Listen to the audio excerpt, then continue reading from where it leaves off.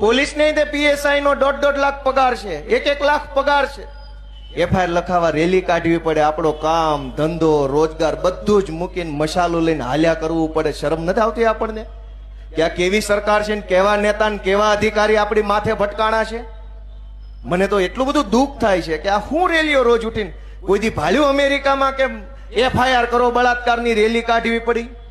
ન્યાની police ને ન્યાના નેતાને બેયને ખબર છે કે બળાત્કાર થાય તો એફઆઈઆર કરી જ નાખવાની હોય, કોઈને પૂછવા ન રહેવાનું હોય. આઈની પોલીસને ખબર નથી, આઈના નેતાને ખબર નથી. હું કામ?